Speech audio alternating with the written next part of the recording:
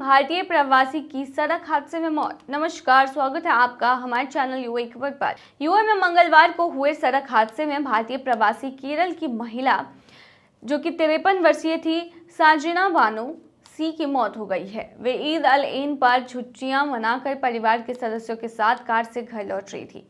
उनके 2 बेटे हैं। परिवार ने बताया कि दुर्घटना के समय वह अपने पति, छोटे बेटे और एक भतीजे के साथ कार में थी। उनके बहनोई ने कहा कि अलग अलग कारों में 7 परिवार के सदस्य सवार थे। गल्फ न्यूज की खबर के अनुसार गृहिणी सजना बानू सी के पति एक कंपनी में वरिष्ठ प्रबंधक हैं। उनके दोनों बेटे यूएई में पैदा हुए और पले बड़े हैं। बड़ा बेटा भारत के केरल में डॉक्टर है, छोटा बेटा दुबई में ग्रेजुएशन की पढ़ाई कर रहा है। एक अन्य रिश्तेदार ने बताया कि ईद उल फित्र की छुट्टियों के लिए वह लोग सोमवार को अल एन के सुदूर इलाके में स्थित एक फार्म हाउस में ठहरे थे। वहां से वह लोग मंगलवार को लौट रहे थे। रास्ते में सजीना बानो की कार गड्ढे में गिरकर पलट गई। वह पिछली सीट पर बैठी थी और सर में उनके गंभीर चोटें आईं।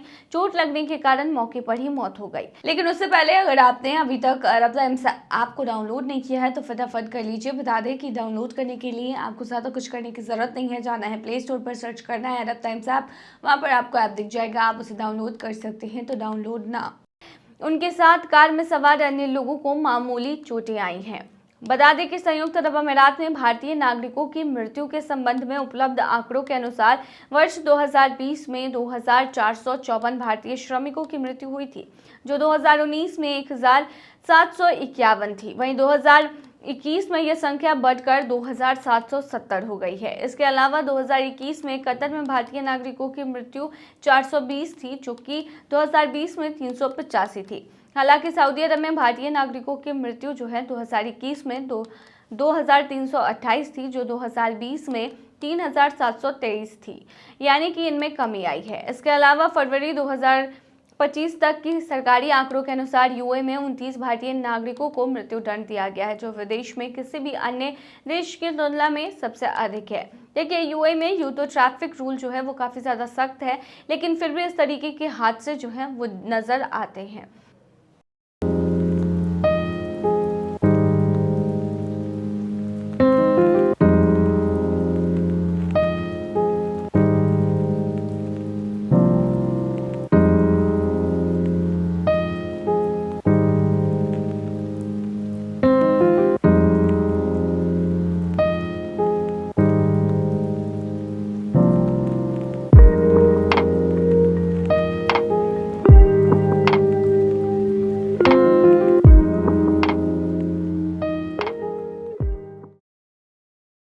जब माधुरी दीक्षित को अंडरवर्ल्ड डॉन ने बुलाया था दुबई, बॉलीवुड में अंडरवर्ल्ड का सालों तक कब्जा रहा है और ये बात किसी से छिपी नहीं रही है।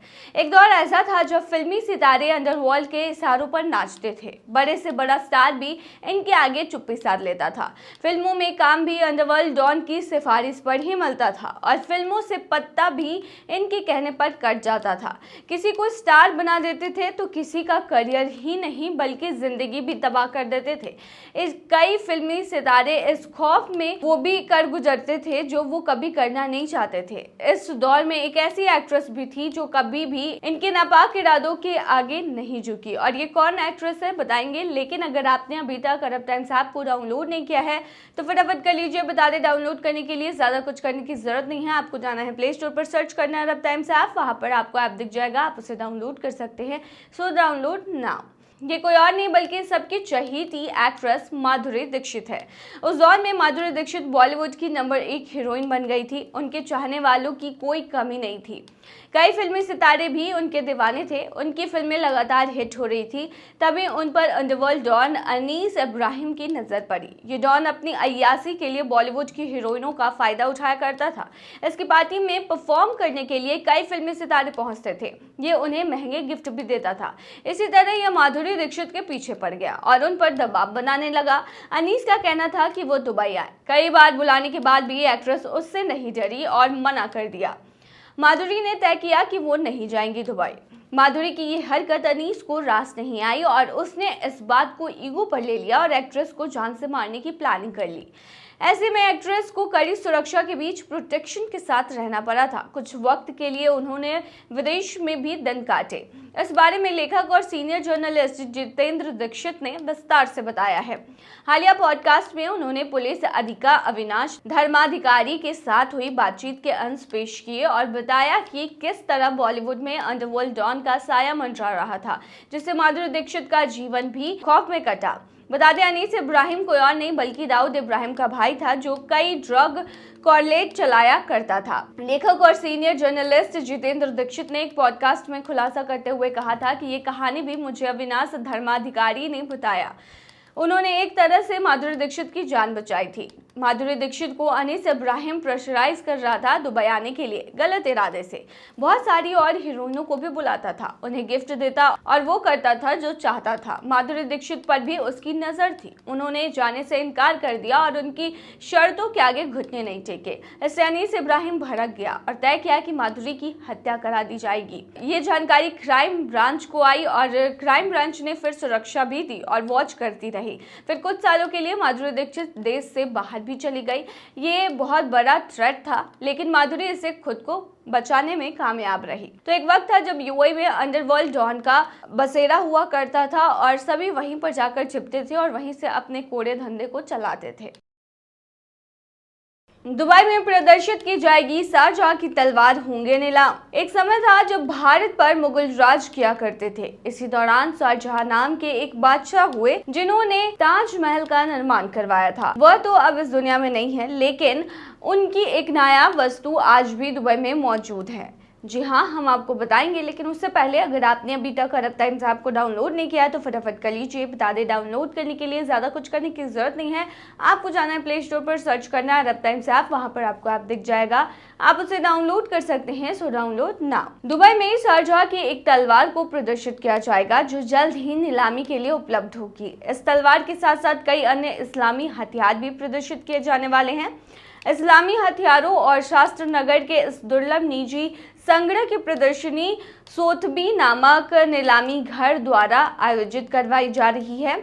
आधिकारिक घोषणा में कहा गया है कि इन हथियारों की नीलामी 29 अप्रैल को लंदन में होगी। इससे पहले 7 से 11 अप्रैल के बीच लोग इस संग्रह के कुछ हथियार देखने जा सकते हैं। इस संग्रह में 100 से ज्यादा वस्तुएं मौजूद हैं, जिन्हें दिवंगत विद्वान फिलिप गिल्स रेने मिसेलियर ने जमा किया था। मिसेलियर ने 50 सालों के अंतराल में इस संग्रह को तैयार किया था, जिसमें 500 साल पुराने इस्लामी हथियार भी शामिल है। यह संग्रह इंडोनेशिया से लेकर स्पेन तक कई इस्लामी राजवंशों की परंपराओं को व्यक्त करता है। मिसेलियर ने हर एक हथियार को उसके इतिहास और महत्व के आधार पर चुना था। इस संग्रह में इस्लामी सैनिकों द्वारा इस्तेमाल किए गए कवच, तलवारें, खंजर और हेलमेट आदि भी शामिल है। इस प्रदर्शनी का मुख्य आकर्षण शाहजहां की तलवार ही है, जिन्होंने 1629 से 1658 तक शासन किया था। इस्लाम धर्म में बादशाहों की तलवारों को नाम दिया जाता था और इस तलवार पर विश्व पर कब्जा करने वाला लिखा हुआ है। इनकी सैन्य कुशलता को देखते हुए ही इस तलवार को यह नाम दिया गया होगा। सोथबी का अनुमान है कि इस नायाब हथियार की कीमत 6.63 करोड़ यानी कि 6 करोड़ 63 लाख रुपए से लेकर के 8 करोड़ 44 लाख रुपए तक के बीच लग सकती है। इस संग्रह में मुगल काल का एक खंजर शामिल है जो 18वीं सदी का है। इस खंजर पर घोड़े के आकार वाली नक्काशी की गई है जो उस वक्त के कलात्मक कौशल को दर्शाती है। सोथबी का अनुमान है कि यह खंजर 55 लाख से 77 लाख रुपए के बीच बिक सकता है। इस संग्रह में ओटोमन साम्राज्य की 17वीं शताब्दी एक दुर्लभ ढाल भी शामिल है, जिसकी कीमत 46 लाख से 88 लाख रुपए तक जा सकती है। तो शारजाह की तलवार है दुबई में, उसे नीलाम किया जाएगा। तो बने रहिए ऐसी तमाम जानकारी के लिए यूएई खबर पर।